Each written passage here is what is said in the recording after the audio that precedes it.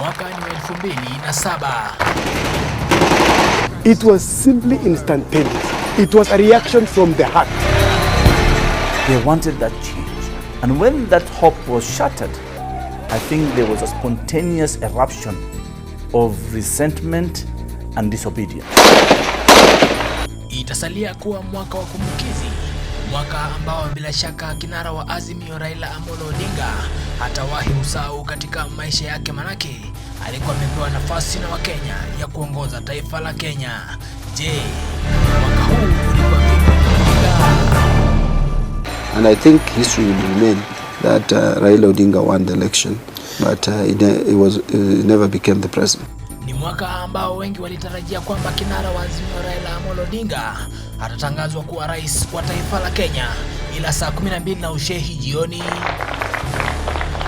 nitaihifadhi, nitailinda na kuitetea katiba ya Kenya kwa mujibu wa sheria iliyowekwa.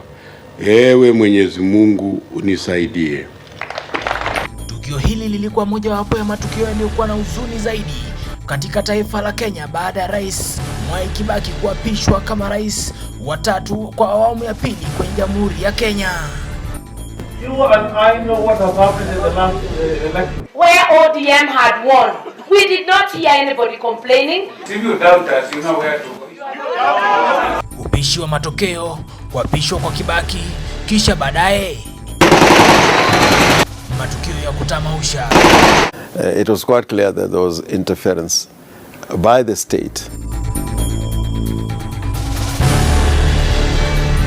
Waziri wa zamani Franklin Bet alikuwa na Raila kabla na baada ya kutangazwa kwa matokeo ya urais mwaka 2007. Yeah, that Kivuitu man, the one who was saying the results are being cooked somewhere. And he made a very good statement that the results are being cooked somewhere. It was so bad to come out of him, but he made it. So he knew it was being cooked. We stood there kidogo. We didn't have space on the other side. So some of us were standing behind the electoral body.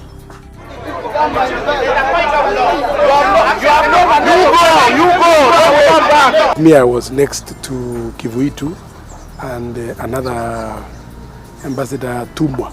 I was sitting next to, I was standing behind the two. I was telling, whispering to Chuck Tumwa, you are a fine man.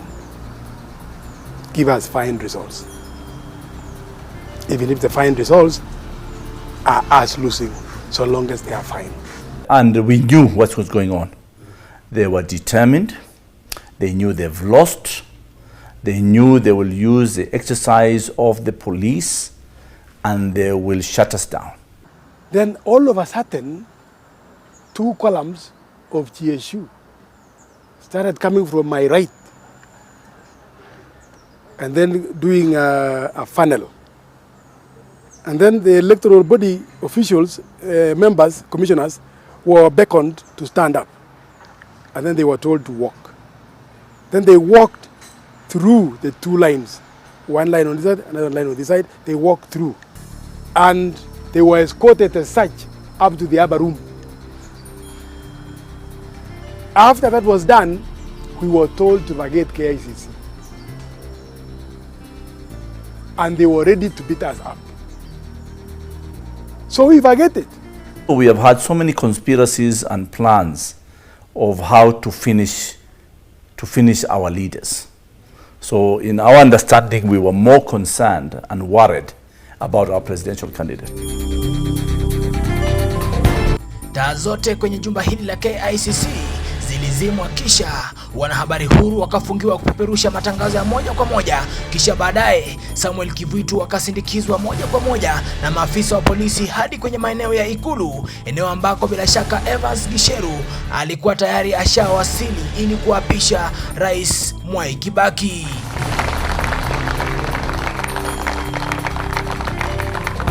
Look at the number of MPs we got. Look at the number of regions that supported Raila Odinga. Almost the entire country. Wakati huo wote, Wakenya walikuwa wameketi kusubiri sauti ya Kivuitu. We didn't take long at Pentagon House watching those screens we had fixed up there. the announcement came. Kivuitu announcing the winner is Mwai Kibaki. The entire Pentagon House was into mourning. They simply broke down. Some of them even collapsed. I mean, I remember I had to be involved in first aid on some of them, because that was the last thing to expect. That was the last thing to expect, because that election was won by the orange team. I don't want to mention the guys who broke, but they broke down. Yeah. William Ruto again also walked away. Henry Koske walked away. So I was left, if I may say now on my part, I was left with Ruth Odinga to kind of pacify people, comfort people. We took time. Some of them were crying profusely. We took time to ask them, there is a future, there is hope. So the moment you are not respecting that procedure and the tenets of democracy, where you have time to swear in the president, where you have also time to do all those state decorations until the time the president is sworn in, of course it casts doubt. And of course the speculation has remained up to today, even in Raila supporters, that Raila won in 2007. But of course, you know, the ultimate decision lied with the IEBC at that time. We thought Kivuitu was in charge as chairman, only to realize that later that I think the pressure was too much, and maybe one would understand dealing with an incumbent is not easy. He has the instruments of power. He can intimidate, blackmail, and frustrate you into submission. And probably Kivuitu cracked at one point. He was not strong enough to hold his ground. Ni matokeo yaliyoiwasha taifa, huku wa Kenya wakijitokeza kwa wingi ili kuyapinga matukio yaliyotangazwa na Samuel Kivuitu mwaka huo. Matukio haya ya kutamausha yalimfanya Kibaki asimame peke yake, manake baadhi ya mikoa zilizomuunga mkono mwaka 2002 ili awe rais wa Jamhuri ya Kenya, zote mara hii zilionekana kuwa tofauti naye, kwani kwa sasa zilikuwa zimeamua kumuunga mkono Raila Odinga.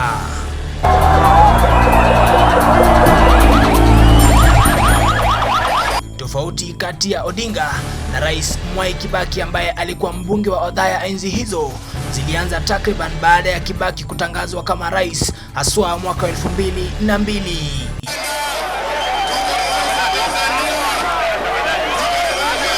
Kikosi cha Odinga kilihisi kuchezewa shere, haswa baada ya kumsaidia Mwai Kibaki kumuondoa Moi katika uongozi wa taifa.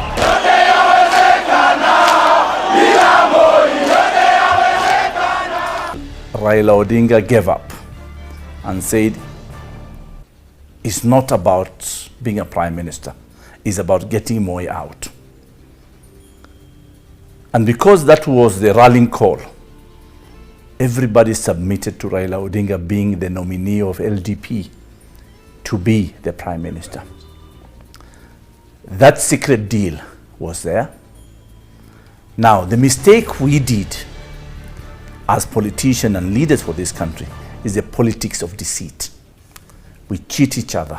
Power got into the heads of some people, and they started behaving funny, you know, excluding others in decision making, not meeting the agreements that we had agreed on. Nitatenda kazi zangu za urais wa Jamhuri ya Kenya. Baada ya kuapishwa tu kama rais wa tatu wa Jamhuri ya Kenya, Mwai Kibaki alichukua mkono mwingine, kisha kutupilia mbali makubaliano yake na Odinga, kisha akachukua viongozi wapya kutoka kwenye maeneo ya Mlima Kenya.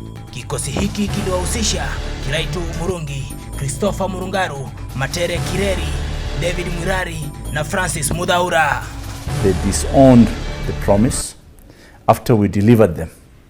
It's like you put a ladder for a monkey to go and climb and get the bananas. The minute he gets the bananas, he throws the ladder down. The opposition of KANU was not felt because there was opposition within. That was what killed NAC. Otherwise, NAC was a wonderful dream that would have taken this country very far. I wish NAC did not die. Tofauti kati ya Odinga na Kibaki zilionekana wazi mwaka wa 2005 Kenya ilipoingia katika uchaguzi wa maamuzi, haswa katika kubadilisha katiba, huku chama cha Kibaki kikiwakilishwa na ndizi na chama cha Odinga kikiwakilishwa na chungwa. Katika maamuzi haya, chama cha Odinga kilionekana kubwaga chama cha Kibaki mwaka huo. Timu ya orange imeshinda timu ya ndizi, sivyo? We go to a referendum again with the arrogance the leaders had. It was just bulldozed the way they wanted it because it's government, and that's why the referendum failed. And we beat a sitting president who fired us from government immediately after the referendum. You were then? Yes, I was then an assistant minister for tourism and wildlife.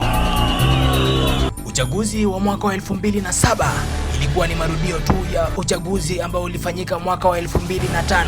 Raila Odinga akiongoza matokeo hayo, huku Mwai Kibaki akionekana kubwagwa katika uchaguzi huo, ila baada ya matangazo ya matokeo kukosa kudhihirisha hayo, matukio ilikuwa ni kwamba taifa iliweza kuzama katika giza. To put it bluntly, nobody will ever be able to say who won or who lost this election.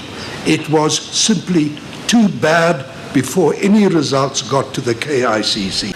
Most of the voting went on quite well in a lot of the polling stations across the nation.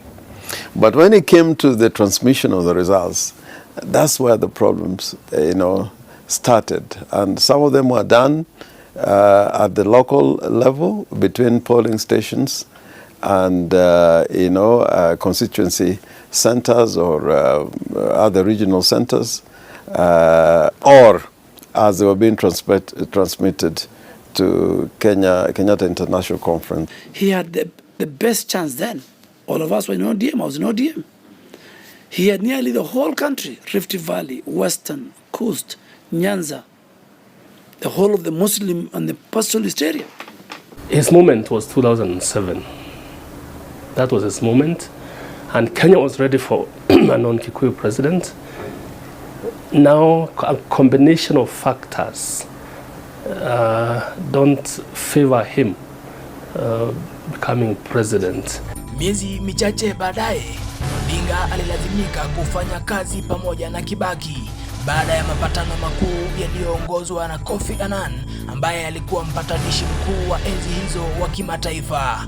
Odinga akipendekezwa kuwa waziri mkuu, huku Mwai Kibaki akipendekezwa kuwa rais wa taifa la Kenya. There was also the recognition of Raila Odinga being the potential prime minister even before changing the law. Remember when riders were sent to Pentagon House and the riders were given to Raila Odinga and they escorted Raila Odinga to Haave House. Unfortunately, fortunately, I was in that car. I was with Raila Odinga in the car. And we came out to Haave House. Unfortunately, we didn't have a formal appointment with President Kibaki. When we reached there, Kibaki refused to see us. I told Raila Odinga, maybe we don't deserve to be given the riders before the deal. But Raila Odinga felt he was entitled to those riders. I started becoming disappointed. Serikali hii ya muungano kamwe haikukosa kuwa na changamoto, manake baada ya makubaliano, Rais Mwai Kibaki alionekana kuchukua wizara muhimu sana katika serikali. If Kibaki and PNU behaved properly and accepted the terms and the position of the Prime Minister as set out in the law and in the Constitution, things would have gone a different direction. Kenya would never had a situation where an election still becomes a problem. Licha ya tofauti zilizokuwa ndani ya serikali hii, bila shaka serikali hii iliweza kuhitimu mengi sana, ikiwemo kupatikana kwa sheria ambayo iliweza kupitishwa mwaka wa 2010. Mwai Kibaki akijiandaa kustaafu katika siasa na kustaafu kama rais wa 3 wa Jamhuri ya Kenya, Raila Odinga alikuwa anajiandaa kuwania urais wa mwaka wa 2013, ila hii ilikumbwa na changamoto si haba. Kushtakiwa kwa aliyekuwa naibu waziri mkuu Uhuru Muigai Kenyatta na aliyekuwa mwendani mkuu wa Raila Amolo Odinga William Samoei Ruto ndio ilileta changamoto kuu na tofauti hizo ndizo zilizowafanya waliomuunga William Samoei Ruto mkono kuhisi kwamba Odinga amewasaliti. He doesn't at the same time he doesn't keep friends and allies. So he lost William Ruto, he lost Charity Ngilu, he lost Aden Duale, he lost Charles Keter, he lost Najib Balala, he lost Musalia Mudavadi. So again, he came back to where he was in 2002 as NDP. People join hands during elections for various reasons. Of course, the main reason is to get to power, and there are various expectations as they join different coalitions or join hands with different people. Every politician, me included, we join politics to form government. Nobody joins politics to be in the opposition. So when we joined Raila Odinga, led by William Ruto, many of us, we wanted to form government. Raila Odinga and some of his close allies started undermining William Ruto and preferred Musalia Mudavadi. Immediately after 2007 general election, I think the people who wanted to stop Raila through whichever means immediately embarked on a mission to disorganize ODM. And I will tell you that disorganization was so intense and so well-resourced. I remember during those days we were being told if you wanted an envelope, it was usually 100,000 every weekend. There was a place where you would go to pick it. And the main aim was to disorganize ODM. Uchaguzi wa mwaka 2013 ulipohitimu, Pentagon ilikuwa tayari imeshakufa, huku William Samoei Ruto, Charity Ngilu na Najib Balala wakijiunga na Uhuru Muigai Kenyatta, huku Musalia Mudavadi akisimama peke yake na chama cha UDF, Raila akiungana na Kalonzo Musyoka pamoja na Moses Wetangula wakaunda CORD. Uhuru Kenyatta alishinda uchaguzi huo huku Raila akiwa wa pili. Bila shaka mtazamaji, tunaandaa sehemu ya pili ya makala haya. Mimi ni Davis Karani na hii ni Starlight Media Nairobi.